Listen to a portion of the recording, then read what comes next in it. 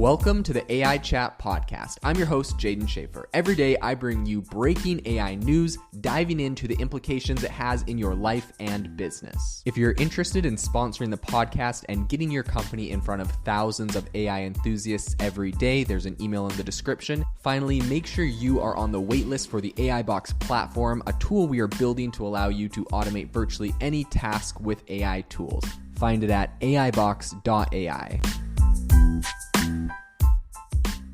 Have you ever wanted to start your own podcast? I record and publish podcasts on a platform called Spotify for Podcasters, and I absolutely love it. Essentially, you can upload from your phone or computer, and it distributes to every platform that plays podcasts. They support video podcasts, and you can make money on the platform with ads or even podcast subscriptions, something that has made my life so much easier as a podcaster. So if you're interested, I highly recommend you give it a try. You can download the Spotify for Podcast app, or go to spotify.com/podcasters to get started on your podcast today. A really interesting topic I've heard a lot of people on the bleeding edge of the AI space talking about is how AI will allow us to communicate with animals. Today on the podcast, we're going to do a bit of a deep dive into what this looks like, what the historical background on this, and where we see this going into the future. This is very interesting. We're going to break down some quotes in a recent report that came out of the Scientific American, talking to a bunch of experts, scientists, and researchers in the space. So without any further ado, let's jump into it. I think what's really important to know is a little bit of the background on this. So back in the mid-20th century, a gorilla named Coco drew global attention with her ability to communicate using human sign language. So this is obviously a very unusual skill, but it sparked a very important debate in this whole arena with scientists. So many of them argued that despite, Coco's ability to speak sign language or to sign, some other animals that were taught to quote unquote speak, right? You have like parrots that can parrot you talk. A lot of scientists were arguing that those animals didn't genuinely comprehend the meaning behind their actions. And they also claimed that our efforts to teach animals human language, which essentially is a system of symbols representing abstract concepts, was essentially in vain. So according to Karen Baker, who's a professor at the University of British Columbia and a fellow at the Harvard Radcliffe Institute for Advanced Study, this is what she had to say. She said, two distinct groups of researchers exist. One is keen on determining whether animals can engage in symbiotic communication, while the other suggests we're anthropomorphic and we should seek to comprehend non-human communication in its own context. So she has a book that kind of outlines a lot of this.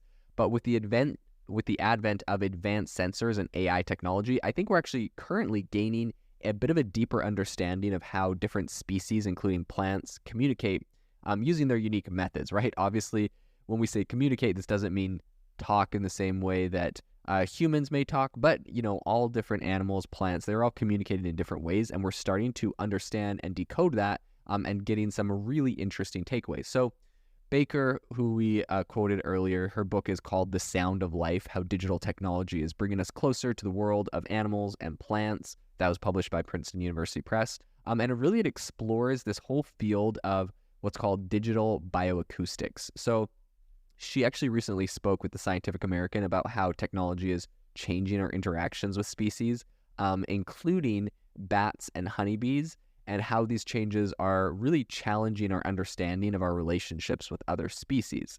So over the years, I think humans have made a lot of different attempts to communicate with animals. You can just see, this isn't any surprise with how much we love our pets, our cats, our dogs, and all sorts of other pets. This is obviously something that a lot of people are very, very interested in, right? So I think up until now, these, attempts were often met with controversy as they were seen as kind of being as over anthropocentric and really kind of imposing human language on animals to measure their intelligence, which, isn't really a very accurate measurement of intelligence.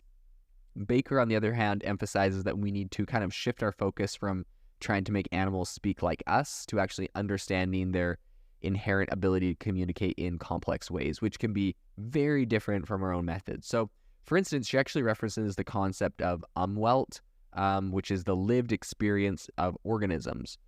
We wouldn't expect a honeybee to communicate in human language, obviously, but we could explore the fascinating language of honeybees that hinge on vibration, position, and even sensitivity to the polarization of sunlight. something beyond our psychological capabilities. So this perspective has led to the rapid advancement of digital bioacoustics, which really is allowing scientists to dive deeper into animal communication. The technology driving these breakthroughs, I think, is very impressive. Essentially, digital bioacoustic leverages small, lightweight digital recorders that can be installed in various environments. So we're talking about the Amazon rainforest or the Arctic.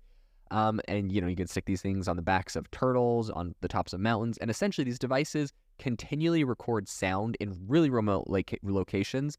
They, record even in complete darkness, which gives a huge influx of data. So this is where AI becomes absolutely critical. So using natural language processing algorithms similar to those used in Google Translate to kind of identify patterns, and we can start to identify these patterns in non-human communication. So one example of these patterns is found in bats. So Yossi Yovel of Tel Aviv University monitored the vocalization of a group of Egyptian fruit bats. So his team actually used a voice recognition program to essentially correlate specific sounds with social interactions in these bats. So their findings after doing this really revealed that bats' language is a lot more complex than previously understood. I mean, this isn't very surprising. This is obviously a language we haven't decoded, so I would assume it's a lot more, complicated than we would originally imagine.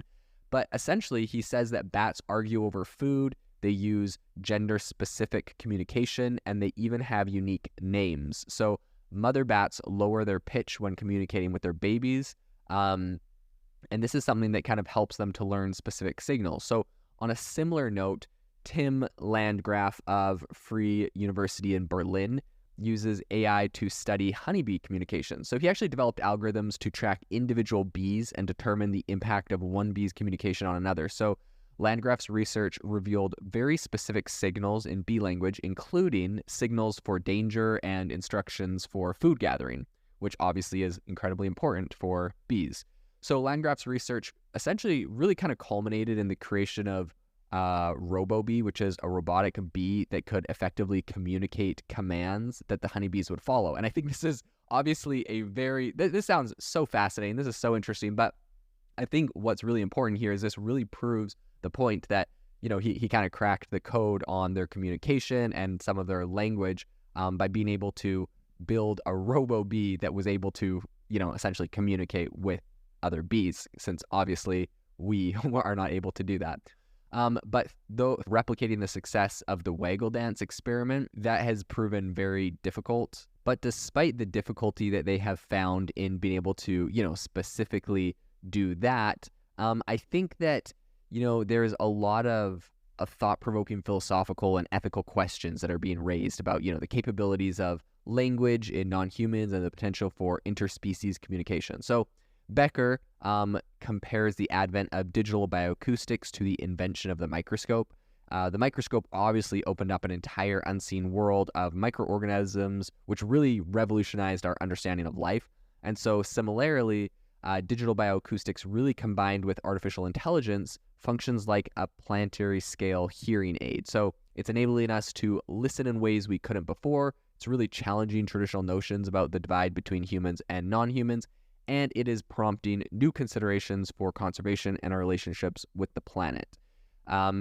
Baker obviously says this is very profound. So overall, I think this is an absolutely fascinating bit of technology. This is going to be really interesting, in my opinion, once we start translating this to dogs and cats or other animals that are very common pets. I think if people could maybe not even communicate with pets in a sense, but if they could understand even if we just got there to be able to understand what their pet was thinking based off of AI. Like imagine if you had an app on your phone, you could point, the camera at your dog, listen to it barking, how it's moving. And you can kind of get those nonverbal cues of what it's saying, but wouldn't it be interesting if there was an AI that could kind of tell you like exactly what your dog's thinking or saying?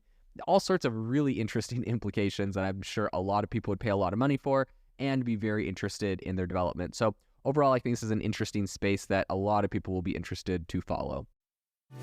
This episode is brought to you by Shopify.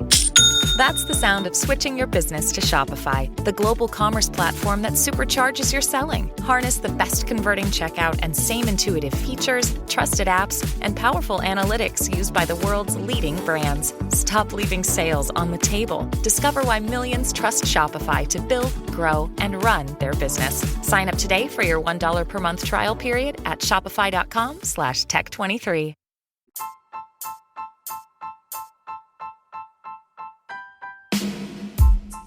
Thank you for listening to the AI Chat podcast. If you enjoyed this podcast, I'd appreciate it if you rate us wherever you listen to your podcast. And if you're looking for an innovative group of AI enthusiasts, make sure to check out our Discord channel and Facebook community. It's obviously a lot more interactive than a podcast where we can share software, tools, and prompts we're using in AI every day. I'll leave a link for those in the description below.